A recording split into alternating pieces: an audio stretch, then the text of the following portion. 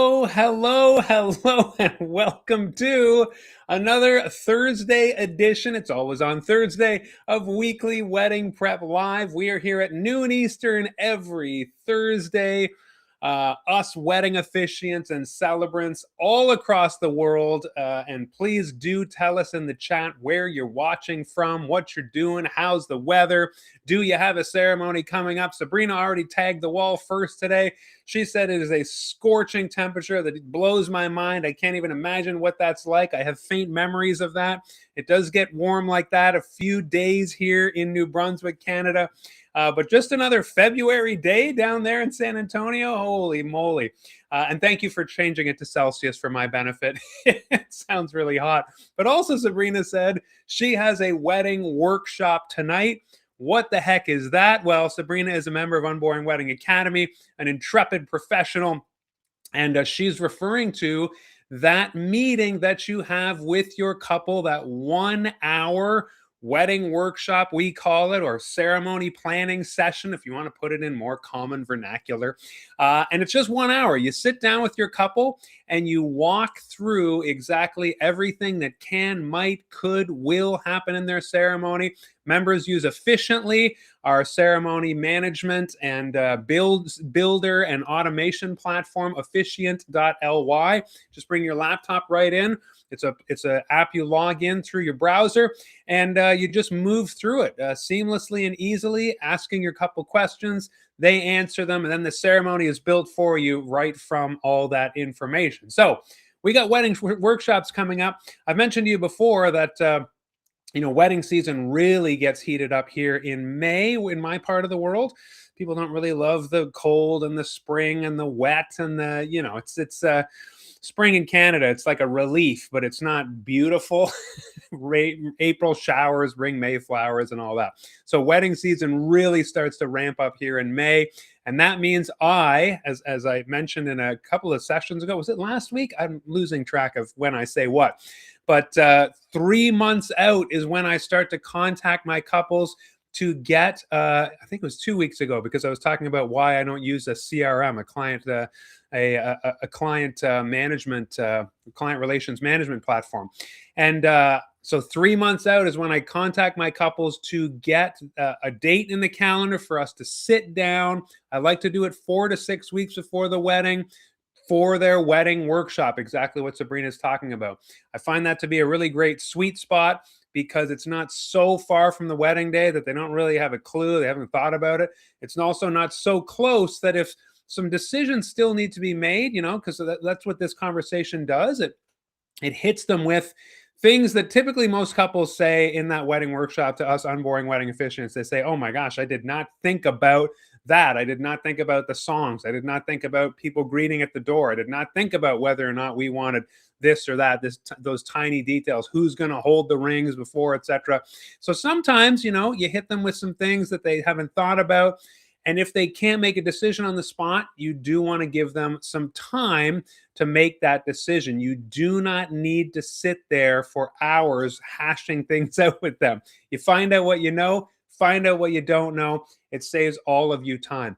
This is kind of a great segue into something that I wanted to talk about. I was on TikTok the other day, and I just kind of searched in the app, because I am learning that younger folks who don't have quite the white hair that I do are using TikTok almost the way that we dinosaurs use Google. They search for things.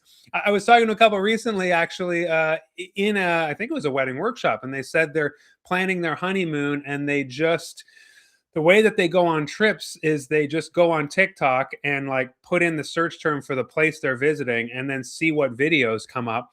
And then they decide kind of what they're going to do based on videos, not necessarily even influencer videos, just somebody being like, hey, look at this, I'm at this night market and it's really cool and it's in this city, in this country. And then they say, well, I guess we're nearby, let's go see that.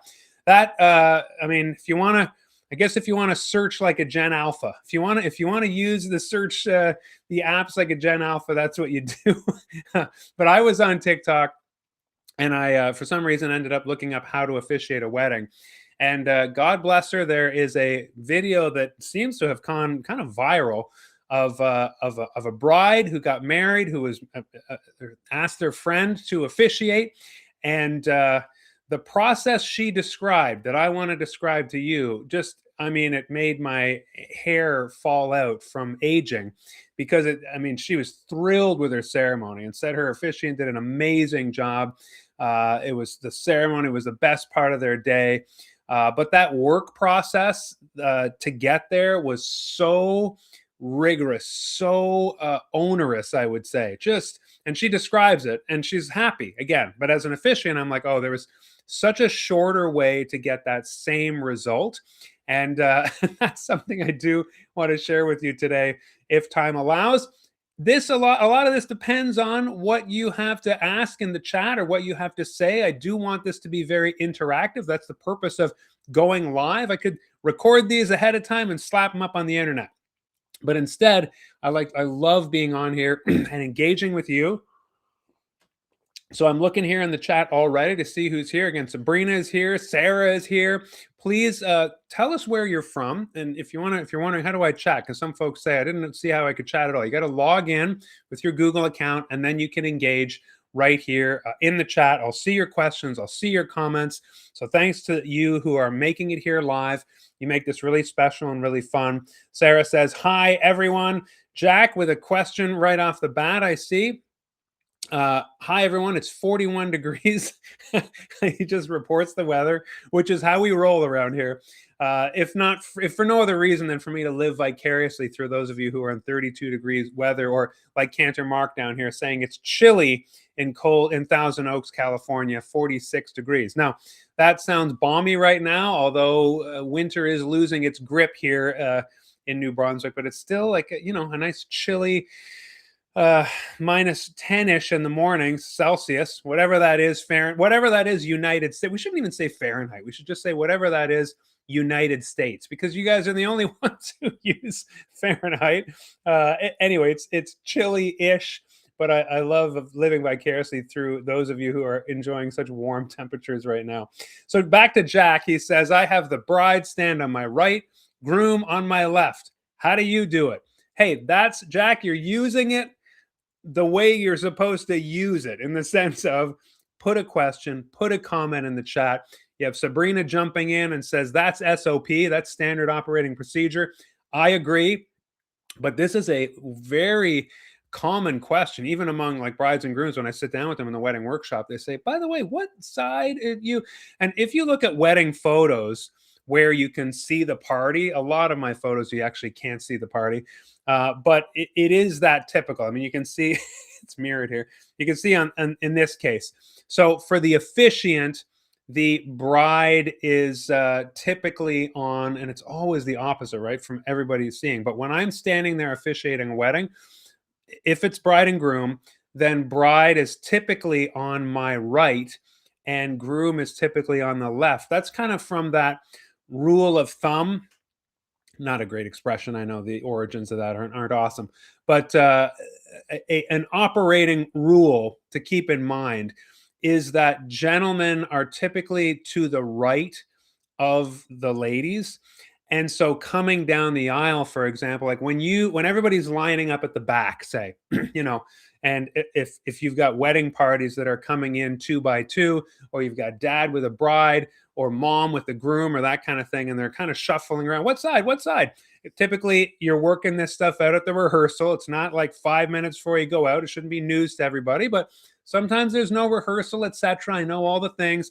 It's just very, very easy to remember in your mind. Gentlemen on the right, ladies on the left. Ladies left, LL, ladies left, okay? Gentlemen right, ladies left, and then they can organize themselves. However, again, when you are the officiant, it's the opposite to everybody else in the room, except maybe the photographer, but we're not asking them about this. So it's, that's where when you communicate it out to people, you say gentlemen on the right, ladies left. But for you, as Jack said, you have the bride stand on your right and the groom on your left. Now, Sabrina, and we're jumping right into the deep end of the pool here. Sabrina does say, switching sides gives their family a face view instead of back of the head. We have a discussion and they decide. So I have this discussion as well. I don't know, actually, if I'm going to be honest with you, that I proactively um, ask them this. It might be something that in the rehearsal you might want to. I know that I just I use the SOPs typically. Like when I just say, okay, let's line up at the back, and when you get back there, gentlemen on the right, ladies on the left, and they just typically do it. Sometimes, though, I have had occasion. So there's two things that we need to talk about here. Sometimes you get to the front, and literally after the first kind of walk through of the processional, you get your couple up there. I've had the bride turn to me and say, like, "This is not my good side," or the way that my hair is going to be done tomorrow. uh, I don't want this side of my head to be seen. I want the other side to be seen. Now, again, you need to remember that your couple are going to be facing each other, holding hands, which means that it's one side of their face that gets seen more than the other. So sometimes, again, you can part of your process, you can proactively offer this if you want. You can say to a couple, which side do you want to stand on? To me, that's like one of those death by a thousand cuts choices. If we give them choices about every little thing, we'll be planning the ceremony until we're all, 1 foot in the grave from age. So I would just say, like, decide what options you want to give them or not. This is why another reason why I love the rehearsals, because sometimes the couple will end up standing there, and then the bride will realize, wait, I'm thinking about tomorrow, my hair being done, or typically when I get photographs done, I don't like this side. I'm saying bride a lot.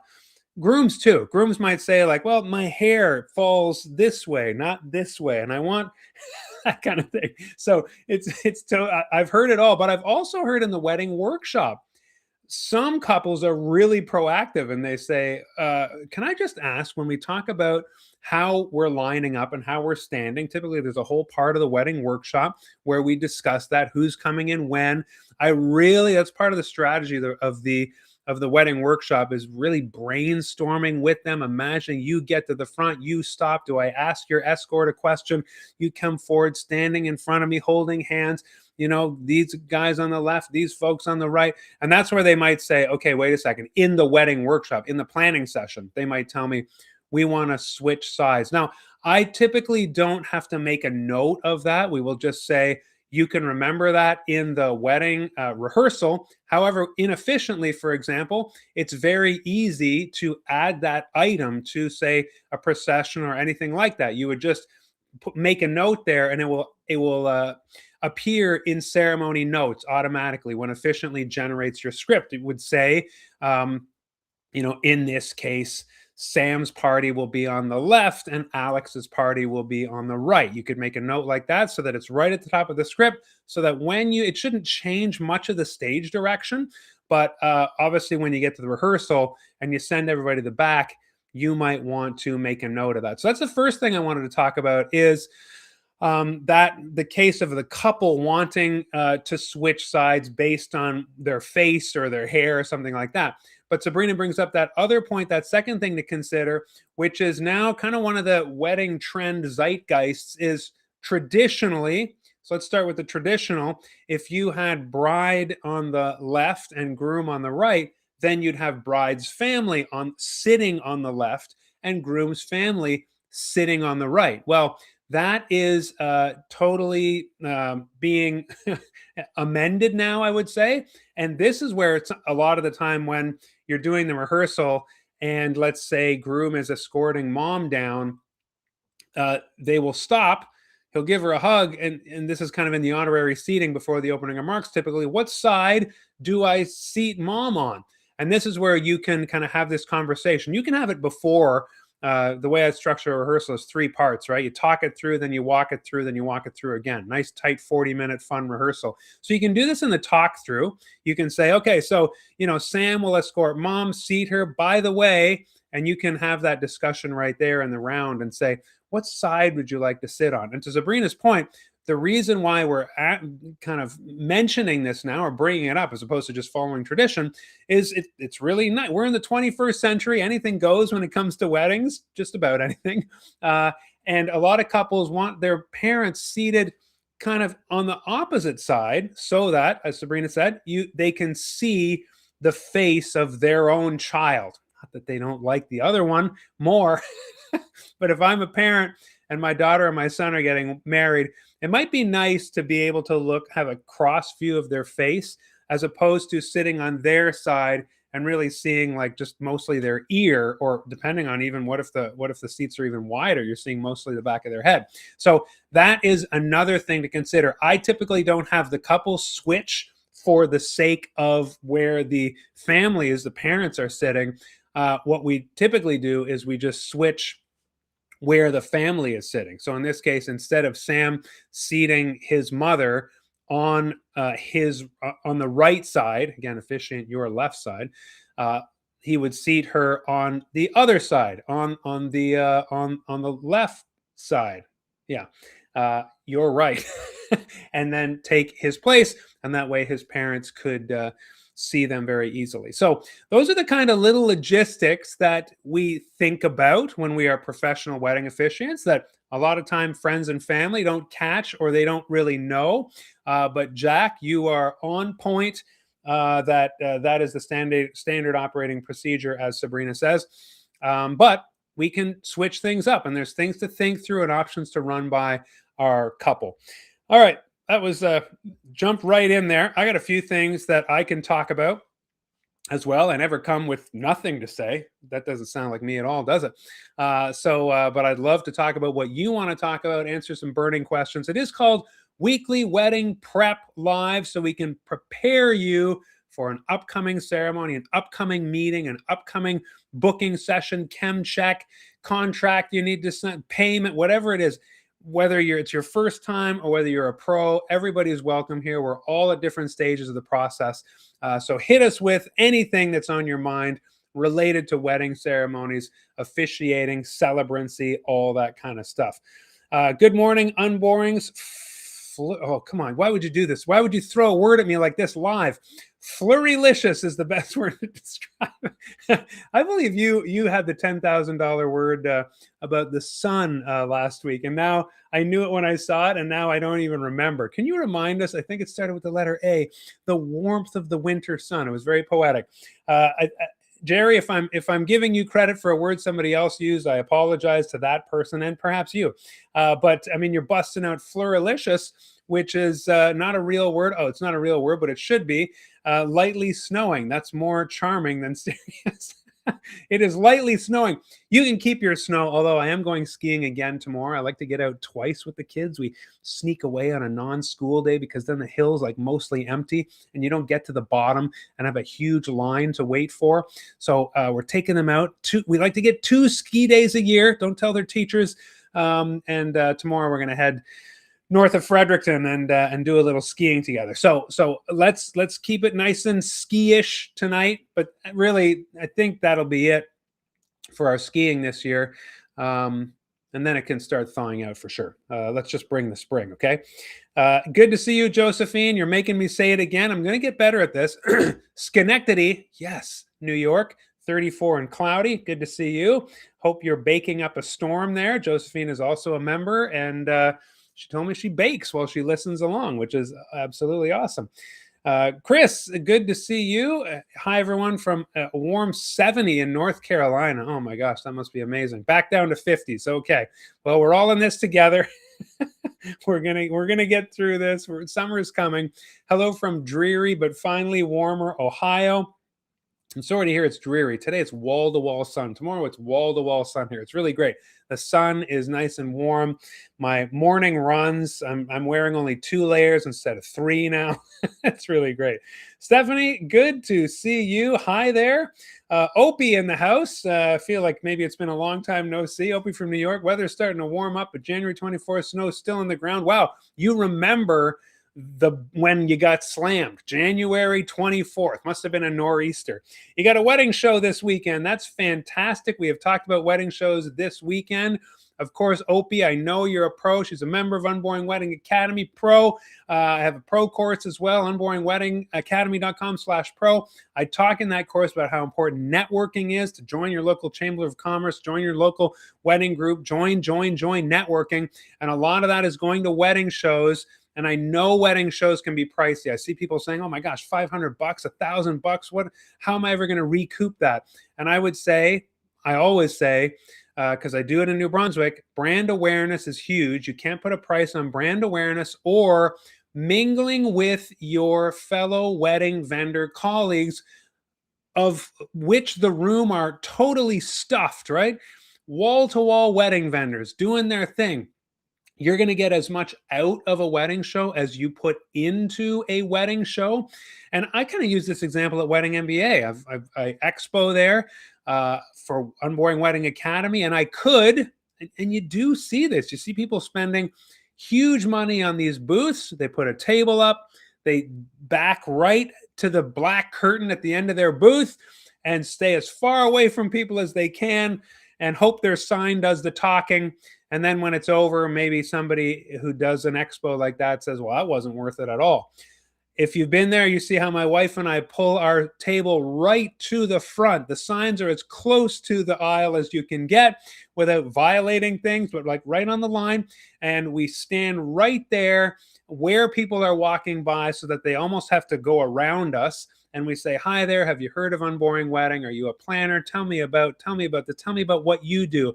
Hey, is it a pain point for you when a friend or relative officiates and they have no idea what they're doing? And planner's like, oh my gosh, it's the worst. And I say, it doesn't have to be that way, right? You strike up conversations. Opie, I don't need to tell you any of this. I know that. But I would just say you're going to a wedding show because you believe in that as well. You know what value it has. And, you know, when you think of people who are like, I boosted a Facebook post and I spent $300 and I don't know if it hit anybody. I don't know if I got any leads out of it. This feels like a much more tangible investment in your business. You can put up ads, you can put up billboards, you can put out mailers and you know, spend money on marketing. And that's great. Everybody can and should be doing that if you want to grow your business. But you know, those scattershot marketing opportunities, you're never really sure. Whereas when you go to a networking event like this, put your game face on, make sure you got a good sleep, have a good breakfast, and then say, I'm going to go out there and I'm going to make some connections. I'm going to talk to my fellow wedding vendors, obviously not interrupting them when they're trying to make sales themselves. You wouldn't want to be talking to a couple who's considering hiring you and then have a florist come up and be like, hi there, what do you do? What's your name? What's, you know, like, excuse me, I'm trying. So you got to use your discretion. But in the setup, in the tear down, you can offer to help people hold something up while they pin it and introduce yourself. It's a great time for everybody to be working together and introducing each other. I really love wedding shows, and I recommend, like Opie, heading out to one as an investment in your business. Hello from Winchester County, New York. I know you already said hello, Stephanie, right? I believe so. Yeah, from Winchester County, New York. Chilly, damp, dreary. Oh, you got the same weather as Ohio. Crazy weather lately. That must mean it's probably coming our way. Everything out east out west ends up drifting out over the ocean here, and we get all your good stuff. Terry's here. Happy Thursday from Ottawa, sunny and chilly. Terry, every time I see your name, I know you're from my hometown, and absolutely thrilled you are here. Born and raised in Ottawa, beautiful city. Hope you're enjoying the day.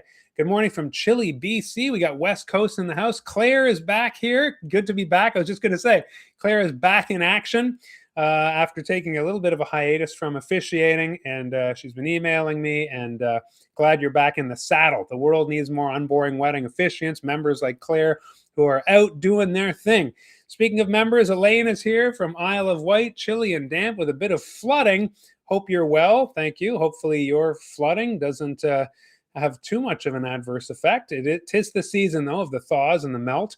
Talk about dinosaurs. I still like to go into my workshop with pen and paper. That's something. That's a choice, Claire.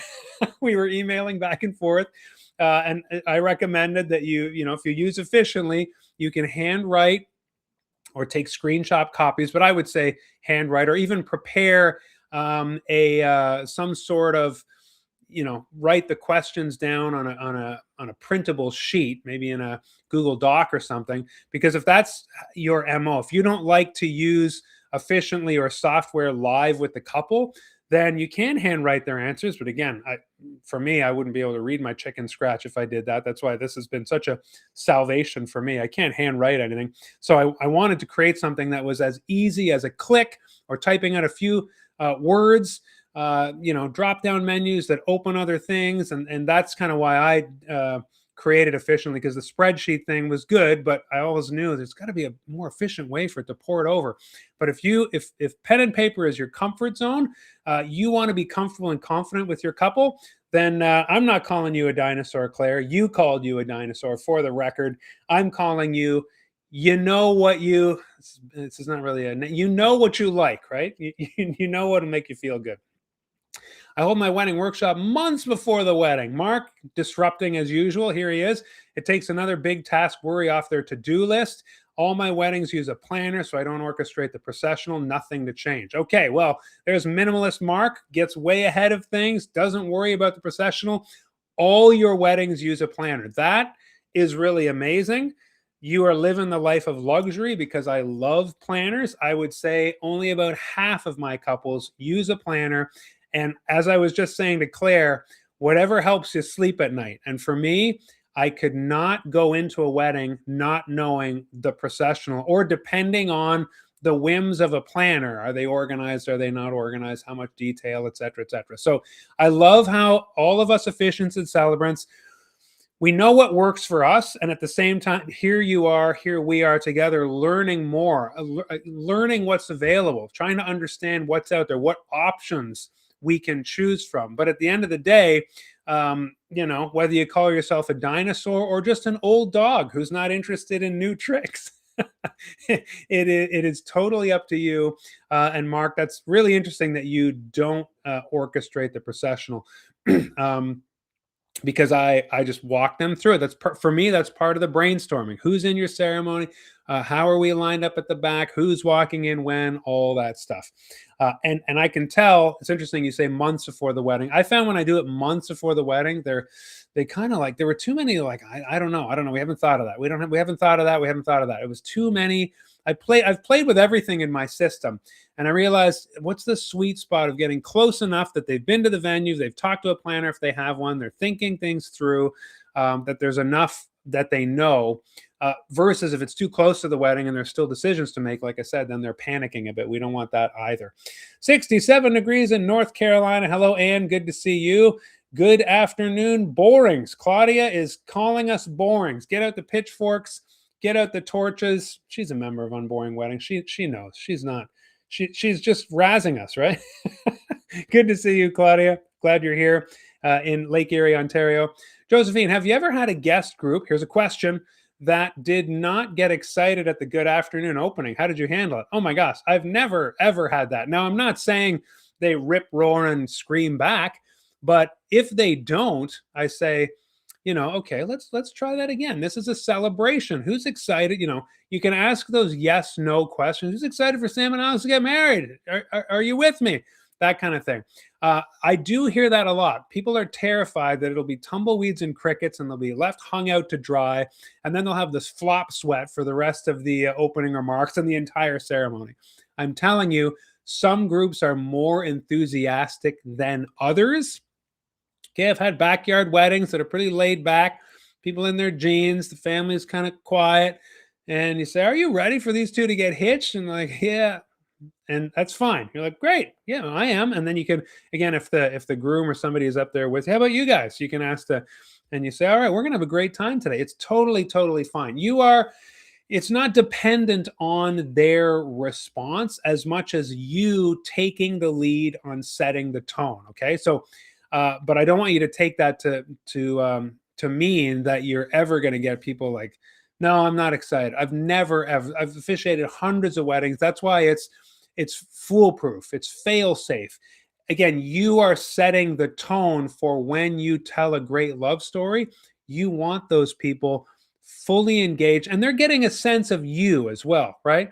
So there is that, they're thin slicing. You stand up there, and if you're stuttering and if you're nervous, but if you're really serious and really reserved, then they're going to follow suit and the ceremony kind of shuts down. And so you don't want to start the ceremony on that note.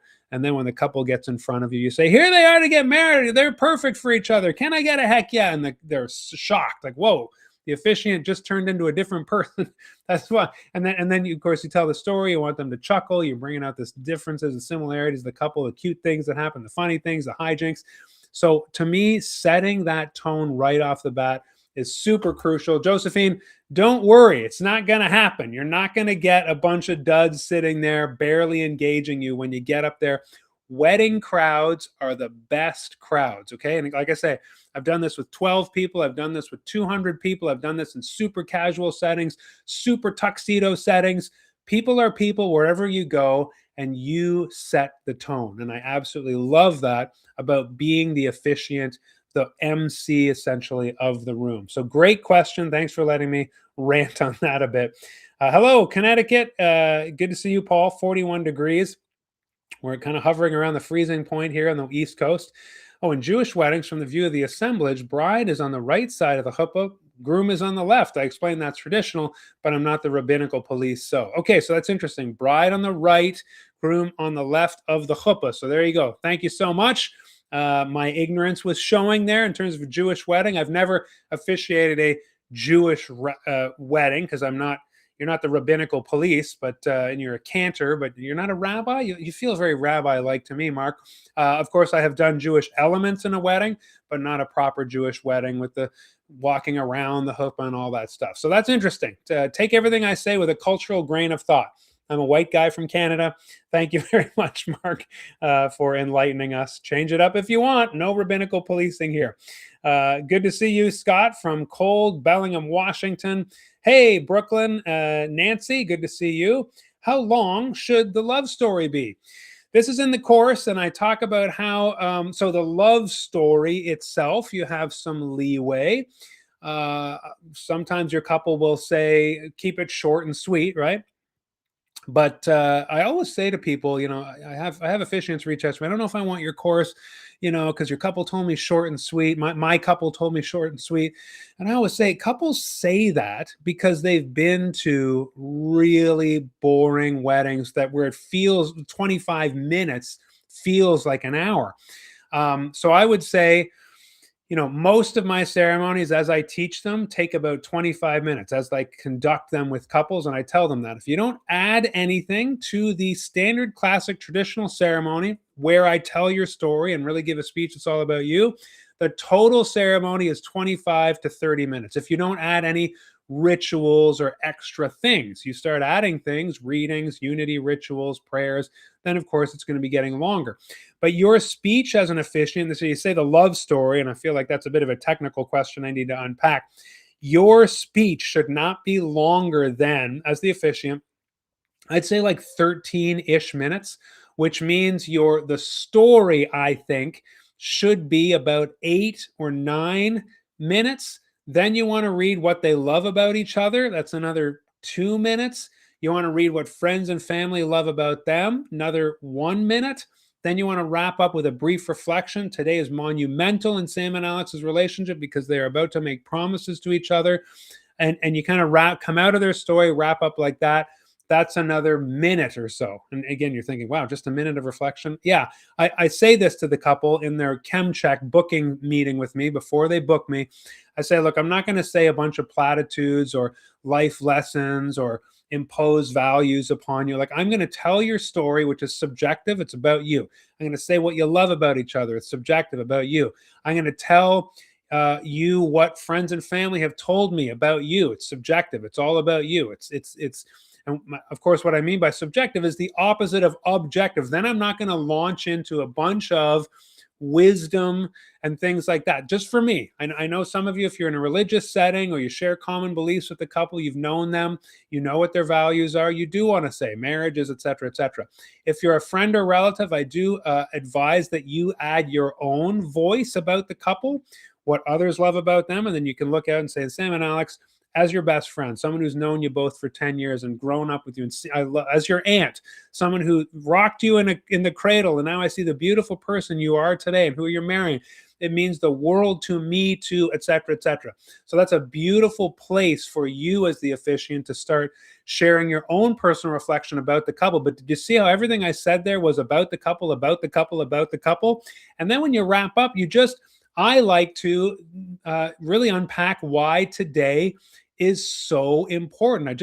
It's kind of the why. Anytime I give a speech or do anything, it's like, what is this? What's the so what here? Why are we doing this? And that's my kind of way of popping that in at the end of saying, we're here today because these two want to promise their lives to each other. Their story has come to this incredible moment of commitment and promise, and we are here to witness and observe and celebrate that. You get that sense in the room of people being like, oh yeah, this is really important. I'm really glad we're here. So that my long answer to your question is like 13 minutes, which sounds like a lot, but it's not when it's a really great love story. And again, 3 acts, right? So how they met, the first impressions of each other, that's 2 or 3 minutes, lots of fun. First date, okay, how did it go? It was weird, it was awkward, then at the end, the night ended beautifully, 3 minutes or so. Proposal, oh, this is so fun. One's asking the other, they're trying to get to the place, she's messing it up along the way, he's nervous, he forgot the ring, etc. 4 minutes, maybe 5. So when you put it like that, it's like, oh, that didn't take very long at all. 4 minutes per act is about 12 minutes. Then what they love about each other, what everybody loves about them, and then a reflection. So that's why I say you want to keep it tight, which is why we programmed the love story caster inside Officiantly to have a specific word count. And it's, to me, it's amazing how AI with my recipe, so it doesn't sound like AI. Is it just me, or does everything you read now look like it's been written by AI? And you can see the tells, right? Like where it says something like, it's not this, it's that. It's not confusion, it's clarity, more human. Like just those few words with with periods at the end. It's just like I'm getting really tired of it. I think it's going to get really old real fast, or humans we're all just going to collectively lose 10 IQ points when we read. But the way that I program the love story caster, of course, I have no tolerance for that, so it doesn't look like that at all. But I have said you need to keep it to X number of words so that it can fit into that 10-ish, 8, 9, 10, 11, flexibility, 12-minute window. Like I say, 4 minute, 4 minute, 4 minute with 3 acts. And then you wrap up with the last few minutes of the love abouts and then a reflection. Great question. Thank you, Paul. Hopefully that helped. And I'm going to keep chugging through here the comments. Hey, Eva, good to see you. I wanted to ask for your take on something. How do you work with planners? What's involved? I work directly with the couple with no middleman. I want to contract only with the couple. Yeah, you need to contract with the couple. I'm wondering what's going on in your sorry, I just went down there. Apricity. I just saw that. Yes, that's the word that that you used last week that I forgot, that I need to add to my vocabulary so that I can step out on these beautiful days and use that word. So working with the planner, your question seems to be implying that the planner is serving you a contract. Is that right? Are you being contracted under the planner, that kind of thing? I would feel very uncomfortable with that. Now you can maybe sign something with the planner if you want, but I would never use that as a substitute for a direct contract with the couple. This is kind of like litigatory stuff, and I know in the US it could be different than Canada, it could be different than any other country. I wonder in the chat if other officiants or celebrants here have heard about contracting through the planner. The way that it works here is planners contact me directly. They have done that, and they've said, Mark, are you available July 14th this year? If I say yes, thank you for that, then I will say, please send the couple's contact my way, or please, you are free to give the couple my contact info. Thank you very much. I've never had a planner then continue that process and say, okay, well, I'm going to send you the contract, et cetera, et cetera. That just doesn't make any sense to me unless you have agreed to some all-inclusive package or something, which can happen, but that would have to be agreed upon ahead of time, I would say. I just think it's best practice. Your client will be the couple. Your client won't be the planner. So keep it nice and clean. And you say, I work directly with the couple and no middleman. I want to contract only with the couple. Yes. So I agree. I don't see the need for I mean, planners are very helpful. I'm a huge fan. Sometimes they want a lot of control, or, and it is egg on their face. If they refer or recommend an officiant or any vendor who ends up really sucking, then they feel it, of course. So they want to make sure that the vendors that they recommend are of the utmost professional quality, the height of integrity, top of their game, etc. typically. But that still doesn't require or involve them contracting out under themselves. So I would just, any planner I was involved with, I would thank them for the referral. I would say I'm available. I would say, put me in touch with the couple. Here's my contact info. Send me their contact info. I look forward to working with you. So again, it's usually planner led, whether or not they want to loop me in. The best planners that I work with in New Brunswick, they reach out a few weeks before. They say, can you share with me maybe the ceremony? That unlocks that opens up a whole other can here, where some officiants say, I would never share my script. I say, yeah, I just say, you can.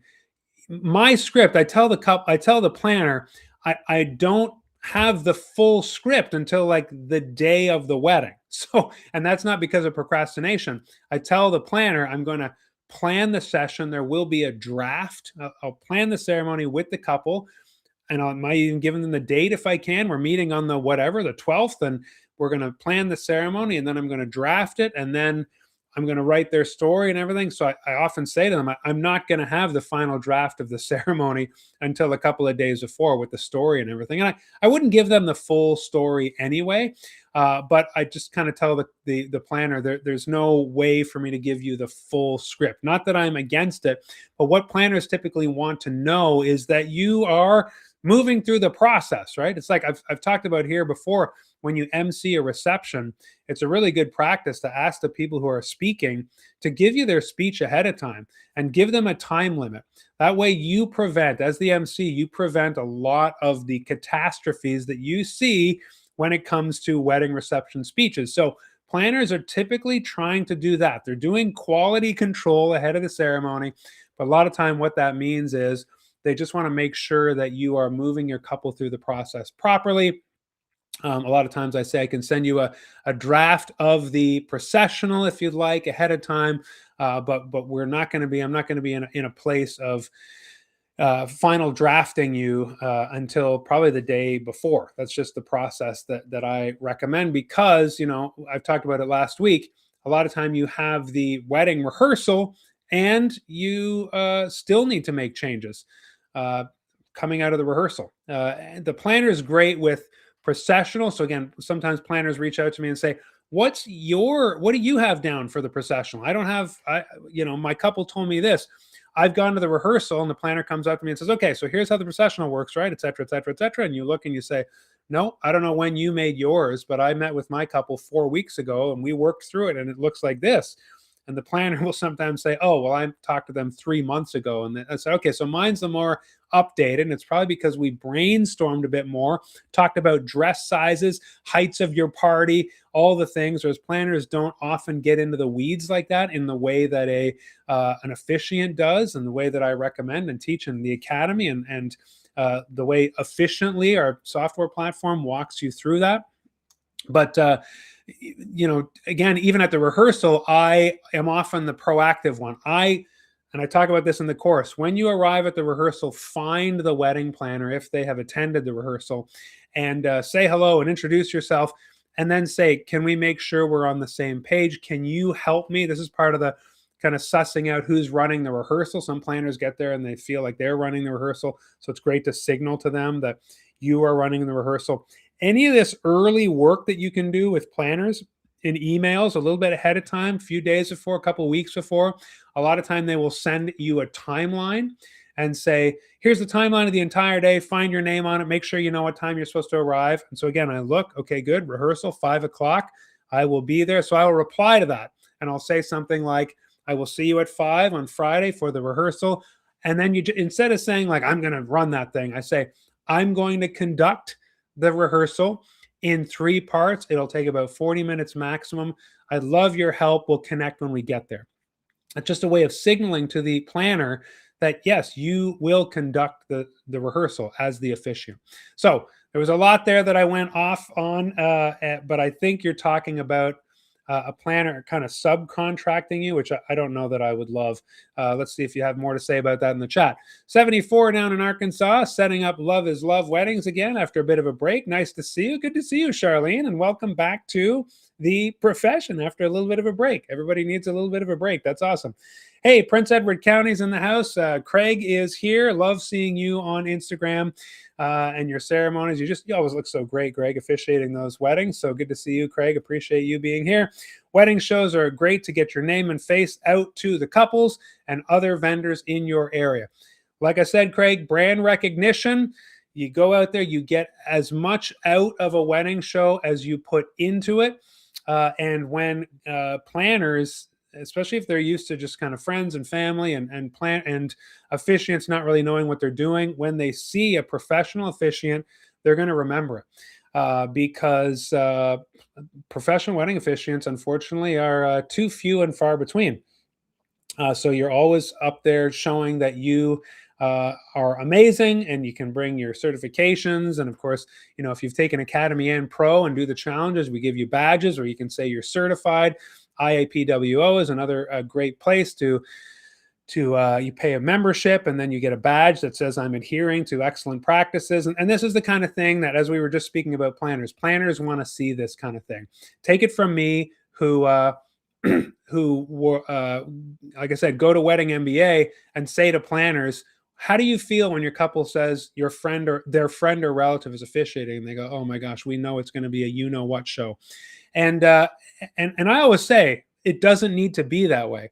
Friend or relatives, I've been in their corner since 2017, when the entire industry was saying, don't hire your friend or relative, they're going to suck. Would you get your friend or family member to perform surgery? No. So don't get your friend or family to. It's like, well, I would get my friend or relative to perform surgery on me if they went to med school. Like, I wouldn't have a problem with that. Maybe there's ethically some situations there that, the analogy is going to break down eventually. But I would get my friend or relative to do X or Y if they have been impeccably trained on that thing. Would you get your friend or relative to fix your car? Yeah, if they're certified mechanic with then absolutely. So that's how I feel about friends or relatives officiating a ceremony. They can bring that personality, that personalization, but you do need to know what you're doing, right? And that's all I have to say about that. No, it isn't. Craig says, a wedding workshop with the couple this evening. Amazing. Mark's course is super helpful to make sure I didn't miss anything. And that's really what I love when, to Craig's point, couples leave that meeting going, oh my gosh, that was amazing. You left no stone unturned. And that's what I promised them. I teach this in the course.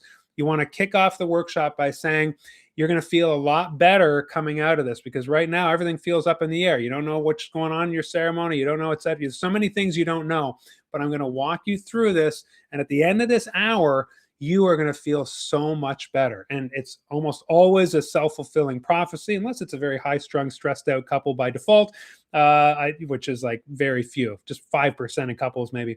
But they all go, oh my gosh, I'm excited now. I feel like we just brainstormed. I feel like I can see it happening. It's really, really great. So you want to, in order to achieve that, you want to hit them with every detail. And it's usually they shoot from the hip. They usually know what they want to choose for sure. Melissa in Tampa, Florida, good to see you. Absolutely thrilled you're here. Claire says, thanks. It is great to have options. Absolutely. Whatever makes you feel amazing. Melba T Vids, I asked which side the wife likes to take her selfies from. That's amazing. So we were talking about sides there. That's perfect. So what sides? It's true. Some people tend to take. I've never thought of that. Maybe I should give more thought to what my better side is. But that's absolutely on point. The planner always does the processional. There are a lot of ritual decisions to go through. It's a big relief to finish that month ahead of time. Rarely does even a small detail change. You're lucky. You are lucky. So this, friends, is what it's like to be a really high value officiant, someone who charges a premium and has a premium service. I have found, and I don't want this to come off as offensive, but the less you charge, the more difficult kind of client you're going to attract. So if you just do weddings for $200, $300, it's very interesting. There's a correlation between price charged, and I see this on Facebook groups for officiants. When I just had the most nightmare couple, they didn't want to meet with me. They wanted this. They were bored. I feel so undervalued. I feel so disrespected. How much do you charge? $200. You get a couple that will pay you $2,000 and they treat you like absolute gold. It's very interesting. There's a direct correlation between the couples who will pay for the consummate high-end professional, there's just more value, more respect being exchanged there, it seems. There's always exceptions to every rule, of course, but this is an example of Mark just at the top. Planners, his couples are hiring planners. Very little needs to change. It's absolutely excellent. It would keep me up at night, though, putting this in somebody else's hands. People always call me rabbi after the second or third time identifying myself as cantor. I just give in. That's amazing. Uh, Everything longer than 2 paragraphs, anything without emojis or acronyms. AI. Yeah, that's true. I even join a planner and their couple, a site. I'll even join a planner at their venue before the wedding, a month before the wedding month, especially if it's an offbeat venue I've never been to, and a new to me planner. That's always really good. Connect with the planner ahead of time. I'm not sure what your thoughts are on rehearsals, Mark, but when you can go to the venue, and fortunately in New Brunswick here, there's very few venues that I haven't officiated yet, but I always have a little extra layer of anxiety when I don't know the place where I will be standing and officiating. And I remember this when I went to Vegas. Still, when I speak in Vegas at Wedding MBA, it's usually in the Evergreen Room, but there were a couple of years where it was different places. And I needed to get there the day before. I needed to envision the room, the stage, the stand, not get set up, but just like mentally envision where I'll be standing. I really, really feel better about that, and much more so for a wedding when you're going to have people up there with you and you're going to walk down the aisle, etc. So a site visit is great, as Mark suggests. Opie says, this will be my second year at this wedding show. I met so many amazing couples. Definitely followed your advice of being in front and not seated waiting for the couple to come to me. Fantastic, Opie. Thank you for that. Yes, there are 2 ways to do a wedding show. Sit back and wait for couples to come to you, and then it's pretty quiet. And, when you're sitting there, like, you look like you're busy. Have you ever noticed when someone's on their phone? When you're on your phone, you're not busy, right? Typically, like tap, tap, tappity tap. I don't mean in a phone call. I mean, you're playing Candy Crush or something, or checking your email. You wouldn't object if somebody came up to you and said, "Hi there, excuse me." You'd be fine with it. But it's bizarre how we send the signal that we're busy right now. I've got my screen, I've got my face on my screen. How much more when you do that at a wedding show? People feel like they can't approach you if you're sitting there or writing something, or it shouldn't be on the wedding attendees, the wedding show attendees, to be like, excuse me, right? We want to be available. We want to be looking, hey there, you're getting married. And this is what I say about wedding guests. Wedding guests are full of joy. It's so fun. Wedding shows are also similar. People are getting married. They're there to explore options, and you get to congratulate people. Like, ultimately, these are people who have fallen in love, and they're giving their lives to each other in a ceremony, making promises. It's just a really buoyant atmosphere. So you're doing it right, Opie. Love that. You'll be officiating 4 weddings this year. That's great. I will be officiating 4 weddings this year from that show. Okay, from that, and then you must have, fell off your chair or something. You're back from that show. So I'm hoping for great connections this year as well. I'll be scouting vendors for my day too. Scout the vendors. I also say, if you do book couples, I tend to skip the chem check, which is a 25-minute conversation online, 20 minutes. If you meet in person, half an hour. Of course, you got to put pants on, go to the coffee shop, etc., buy a drink. But this is a great way. For example, if 4 couples reach out to me after a wedding show, or even just the bride or something, says, we talked, it was great, we want to hire you, then I typically, because we've met and I've chatted with them, I might send them one follow-up email and say, just so you're clear in the process, I like to remember what we talked about. I don't like any couple to give me money before they completely know the process of what it's like to work with them. Essentially, everything you learn in the course. We're going to have a wedding workshop, then I'm going to send you the script, then I need your homework, etc., the payment schedule. So I just make sure that that's done.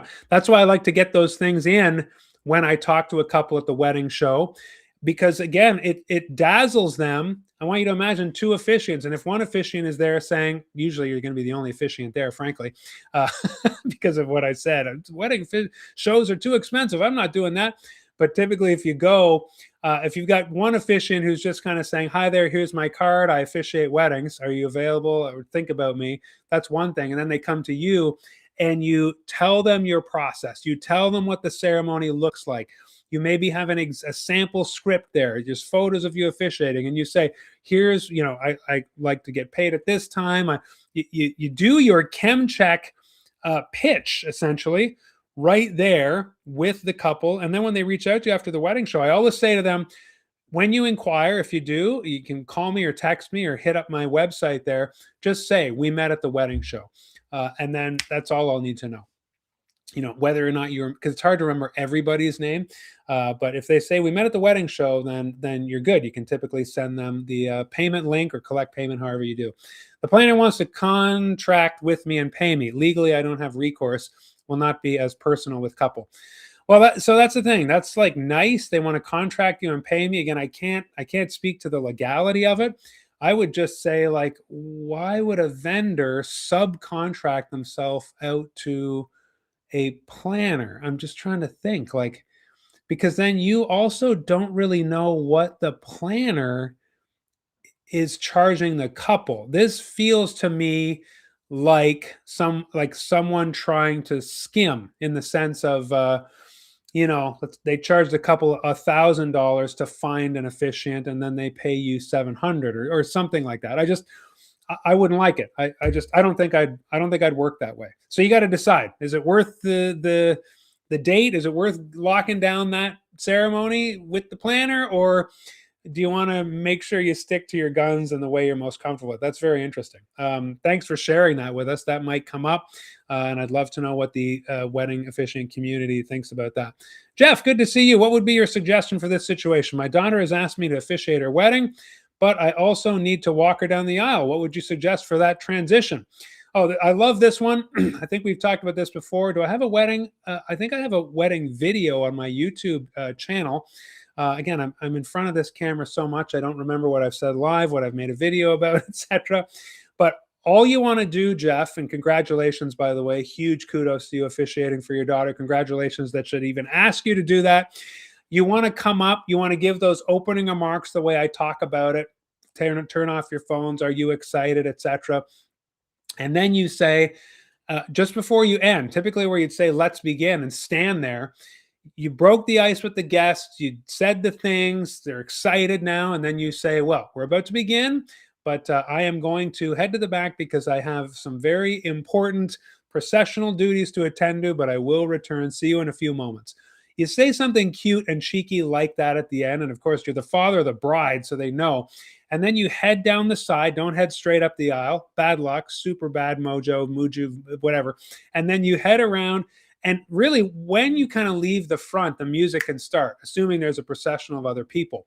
But even if there's not, typically brides like to come in at the chorus. So you would have time to circle around. You'd have the verse of the song. And then you enter with your daughter and come down the aisle. Again, everybody will know where they're standing. It's a good idea to rehearse this ahead of time so that people know where to stand, because you're not going to be censor, you're not going to be directing traffic. Sometimes for the procession, when people come down, I do kind of discreetly point. I'm typically not centered, right? I've talked about this before anyway, but especially when the marrier comes in, I like to move. I like the other marrier to be, everybody's looking at them, taking pictures of them. I don't like to be close to them. But Jeff, then you will get to the front with your daughter. And I don't think you're going to ask yourself the question. But, if they're in officiant's spot, you would say who gives their blessing and support, or who gives this woman, or something like that. That kind of thing.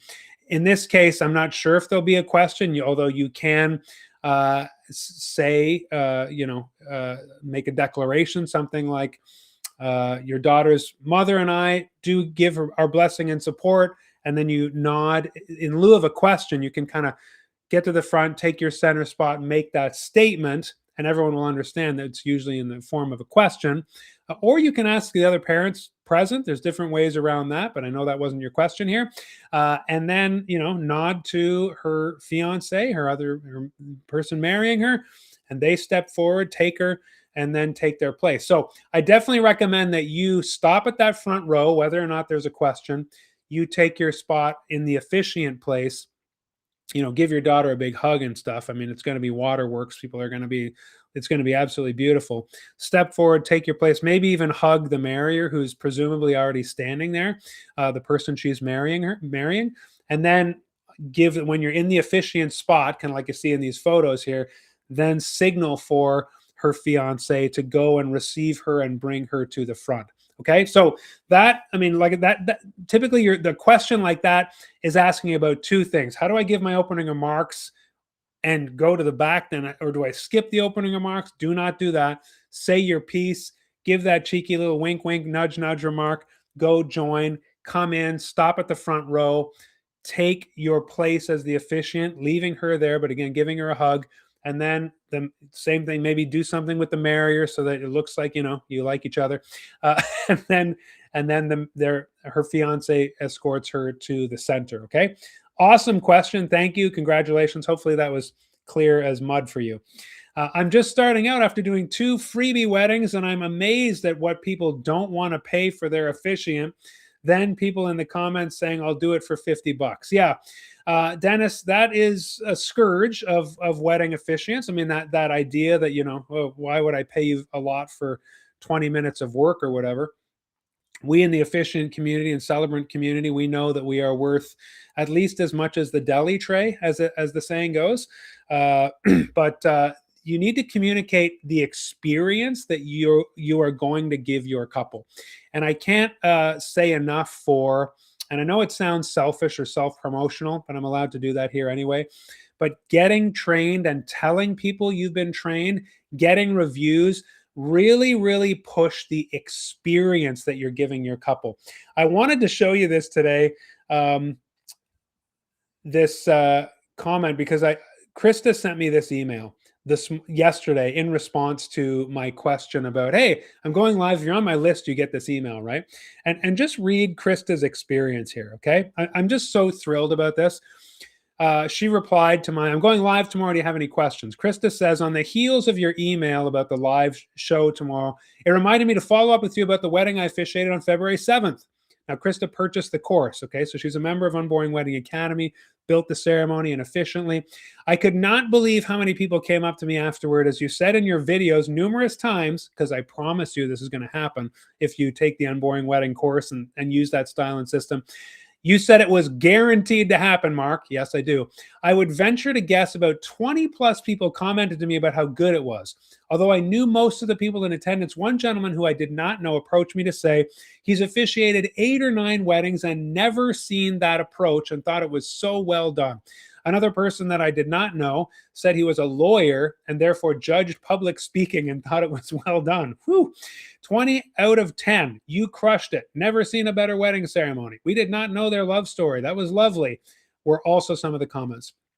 I only mention this to you because you deserve kudos for the great job you've done with Unboring Wedding. I'm so happy I came across your website and decided to use your format and video instructions to assist in making it unboring as promised. Thank you so much. It was a great time. Best, Christa. Now, again, I wanted to share that with you because, I do guarantee that you're going to get that result, but that is the kind of experience you need to be telling couples they can have. And as I just ranted about, you can ask your friend or relative, yes, but if they're not trained or willing to be trained, and I told you I wanted to talk to you about this TikTok thing that I saw about a couple, a bride that said, and it was clearly somebody that they said, we looked at scripts. We looked all over the internet at scripts. We looked for so many scripts. Then we found a script that was kind of funny. Then we gave it to our friend and said, this is the kind of script we want. And he took that. And then he took us out for a meal. And we spent hours, she said, hours talking to him about our story. And he filled out pages and pages and pages, she said, of our story, writing everything down. Then in the month following, he used that script, wrote something in that style, used all of our pages of notes, weaved it kind of in together, and it was the best ceremony ever. And I said, that sounds so lovely. I'm so happy for her, so happy for them. But, she said her friend Skylar, who did this, put in tons and hours of work. And that's where I said, that kind of experience, making her feel so incredible and so special, I'm sure was worth every minute. But it doesn't have to be that way. But that's an officiant who put in all the time and was probably scared to death and didn't find Unboring Wedding, unfortunately. But her couple was really happy. But there's a much quicker way. You only need to ask them 3 questions. You don't need to take pages and pages and pages of notes. In fact, you send them the homework so that they can answer those questions in their own words. I love having their own words. And then, of course, the love story caster writes it for you in 3 to 4 minutes in the style that I have programmed. But this is all part of what Dennis is saying here. You put in the work, you learn the system, and people really don't know. I did not know. I learned in 2014 from my friends at Young, Hip, and Married that the wedding ceremony can be incredible, the best part of the day. Unfortunately, all these years later, 10, 12, 14 years of me doing this, we haven't hit that tipping point yet where people expect the ceremony to be jaw-droppingly awesome. But we can get there together, and I really appreciate the work all of you are doing towards that as well. Okay. We got to wrap up here. I'm having so much fun. Opie says, if you haven't committed yet, I would talk to this planner to express that your best job comes from interacting with your couple. Yeah, that's great advice for Eva. I don't know that I would subcontract out, and Opie's kind of on that as well. Hey, this is Christina. Hi there. Christina being using a Google Biz account. Jeff, thank you for great advice. Appreciate your help on it. Congrats, Jeff. I'm glad that was helpful. You can be the fantastic officiant who does the opening remarks, and that transition can go very smoothly. A lot of people have married their daughters off here. Cantor Mark, one of them as well. Worth as much as the veggie platter. Reverend Joel Curtis, also a DJ, coined that phrase in the 90s. There you go. The veggie platter, the deli tray, what have you. Friends, that's it for today. I'm thrilled. This was so fun. Time flew for me. Members, we have members only Zoom office hours this Tuesday, the last Tuesday of every month. We get on camera and we shoot the breeze with each other, talk, and stuff comes up. We get into the weeds, but we're interfacing in conversation. It's a lot of fun. If you're wondering how to become a member, you just purchase the course, unboringweddingacademy.com. That does give you one free full feature use of Officiantly on your first ceremony, because some of you are just doing one and only, or so you think. Gives you that system that I've been talking about, writes the love story for you, exports everything, does so much of the automated work for you, makes it really easy. I want you to focus on the creative process and being there for your couple, not getting into the weeds of docs and pasting and copying and all that stuff. So unboringweddingacademy.com. We've also covered some business topics here today. I have a course, unboringweddingacademy.com/pro. And if you want to just purchase Officiantly on its own, the ceremony automation platform, officiant.ly for that. And you can just grab your subscription to that. Some people, instead of getting the course, they get the subscription to the software. But like I say, you can do both to be fully set up in that regard. All right, friends, I did come with a bunch of things to talk about, but you really did a lot of the prompting today. I absolutely loved it. I'll come next week with more. I'll see you on the same time, same channel. I think I'm going to go watch Team Canada women's hockey play against the U.S. right now, and they're going for gold. And my American friends, good luck. Hope you have a great rest of your day, great weekends, and until I see you next time, friends, marry on. Thanks for everything today. Cheers.